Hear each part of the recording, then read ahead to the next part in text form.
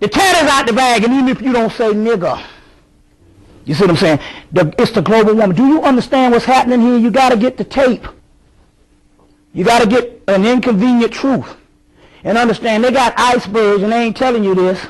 He was really conservative on there. They showed one on the National Geographic Channel, and they got icebergs falling into the sea every hour.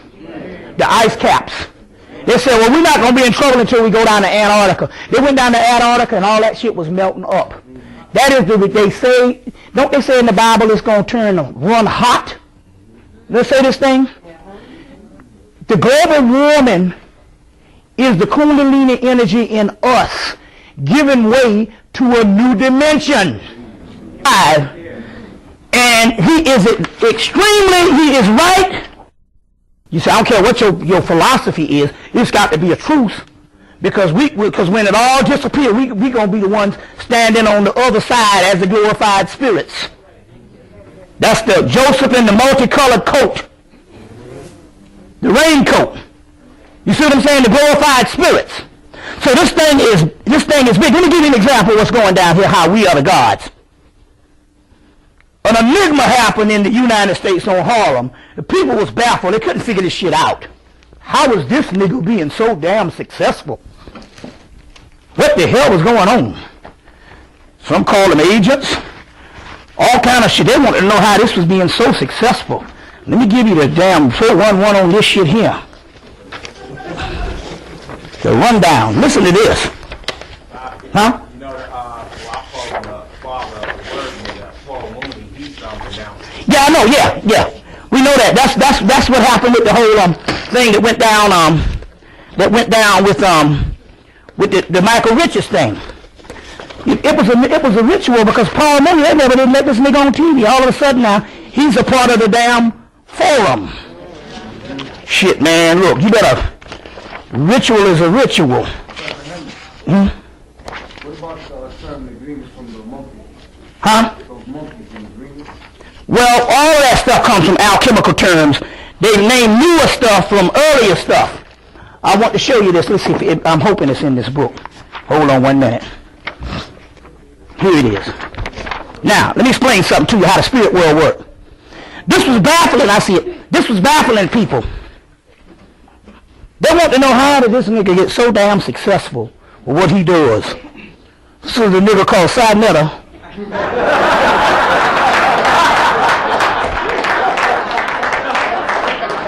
Now he got a white woman touching his feet. Cut off the lights.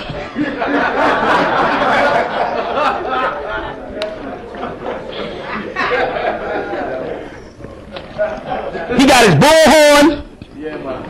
He got a white woman touching his feet.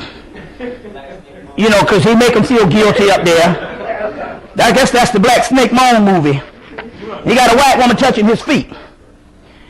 So the spirit gave it to me down in Atlanta. They said, you know, he's successful because he exalted these hang figures. You know, the lynching figures? The lynching figures needed a hero in their corner, not some intellectual group to put it in a book and set up on some college shelf or some bookshelf or some coffee table. They needed a hero to bring it to the streets and bring it to the people. Show you how the spirit world works.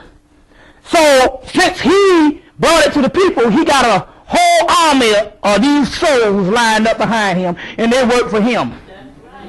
Thus, and this nigga is not no quiet, timid person about this shit.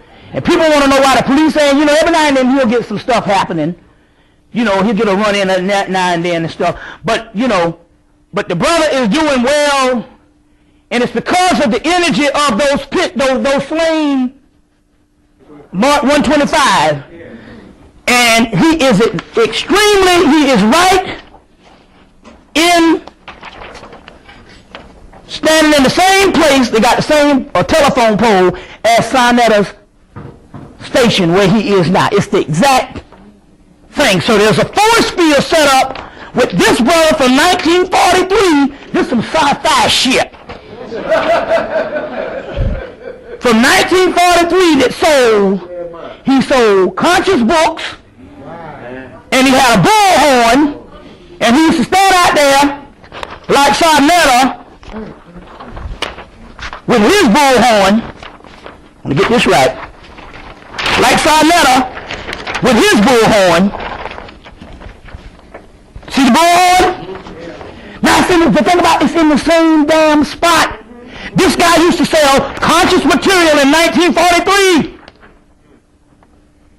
You see? And 63 years later, you got the same spot and another nigga with a bullhorn. Bringing consciousness. He sells the DVDs and he made people aware of the army or the slain figures. You see what I'm coming from here? You see, this is a picture of me. Well, I just had the damn thing. Let me see, 1, 2. Yeah, this is a picture of me lecturing in the same spot for Sarnetta about 3 years ago. I think it's, yeah. About 3 years ago. In the same spot. Now, it's a force field. Let me tell you what happened. Remember Brother Shabazz that used to do the lectures? Shabazz had a wreck, a car wreck, I think it was January or something, of 2004. He turned right around in 2005, had a car wreck on the same spot that he had it 1 year ago to the day at the same spot. He rolled by the damn place and had another wreck at the same spot 1 year later. It was a force field. So here's the force field that's happening with this guy from 1943 with the bullhorn standing in the same spot as Sarnetta, and here's Sarnetta with the bullhorn in the same damn spot, but he done brought the little army with him with these slain figures, which they didn't have the collection of these figures back in 1943. Then you got to understand how the gods and stuff that we're reading about is ourselves. And when we recognize that particular power, it all starts to work for us. See what I'm saying? Now, to show you everything is in synchronicity, this is the brother Idi Amin. And as you know, Forrest Whitaker just won the Oscar for playing him in the movie Last King of Scotland. Now, Forrest Whitaker, now let me explain something about consciousness. The reason why this is taken as form, or the reason why that movie is made for was a form of warfare. But it was a warfare that they couldn't do nothing about until after he died, because in the movie, he said, I saw my vision and I can't be killed until a certain date. And that certain time, he died in 2003. Then they decided to make the movie. But this was a conscious brother. This brother, Khalid Muhammad, used to work for Idi Amin. For Idi Amin. Used to work for Idi Amin. You see. In Uganda. And I remember when I was dealing with Carl, this was in the late 90s, I like, damn, what was it like to be with that crazy nigga, Idi Amin? He said the brother knew his history and his knowledge, and he was conscious. And a lot of things he did was because he was one of these conscious brothers alone. So they said, how many people, they told Carter, how many people Idi Amin killed? Carter said, I don't know how many people the white man killed. But they didn't make this movie, they made this movie as an attack.